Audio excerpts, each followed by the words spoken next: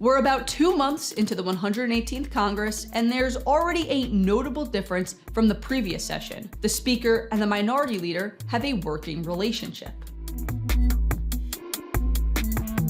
Speaker Kevin McCarthy, a Republican from California, and House Minority Leader Hakeem Jeffries, the Democrat from New York, have both spoken about their positive working relationship, as have their colleagues from both sides of the aisle, citing the apparent open lines of communication. It's a departure from the last Congress, when McCarthy and then Speaker Nancy Pelosi had a notoriously bitter relationship. Pelosi once called McCarthy a moron, and McCarthy reportedly joked that it would be hard not to hit Pelosi on the head when he took the Speaker's gavel from her. But things appear to be different this Congress. McCarthy and Jeffries are frequently seen huddling together off the House floor. They both attended a meeting with members of the Select Committee on the Chinese Communist Party, and they created a bipartisan task force to establish ground rules for blocking members from committee assignments. They also formed a united front when a data breach hit DC HealthLink, sending out a joint statement and letter.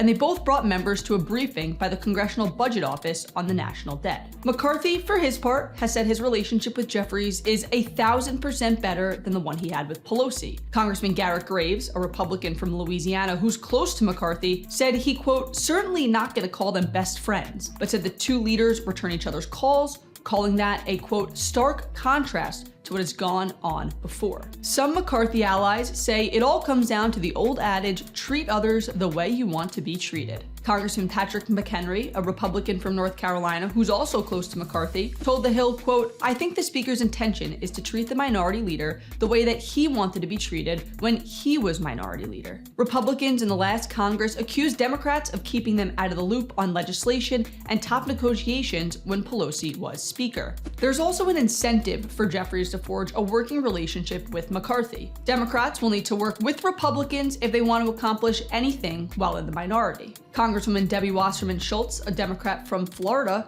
told The Hill that if the two sides are not talking, bipartisan agreement is, quote, not possible. While the relationship appears to be strong right now, there are a few caveats. McCarthy and Jeffries disagree on a number of political issues. Jeffries has frequently dubbed the House GOP as extreme MAGA Republicans. We should not allow extreme MAGA Republicans to determine who serves on committees. But asked if he would characterize McCarthy as an extreme MAGA Republican, Jeffries deflected, only to say extreme MAGA Republicans are in control of the House. Then there was McCarthy's decision to hand over tapes from the Capitol riot to Fox News host Tucker Carlson, who downplayed the violence during his primetime program. Asked in the aftermath if McCarthy's decision to release the footage to Carlson altered his trust with the Californian, Jeffries said they, quote, continue to have a positive working relationship before slamming the move as, quote, highly problematic. And while the McCarthy-Jeffries working relationship appears to be positive 2 months in, there are a number of high-stakes battles on the horizon that are sure to pin the two leaders against one another. Namely, the debt ceiling, which Congress will have to address before this summer's looming deadline.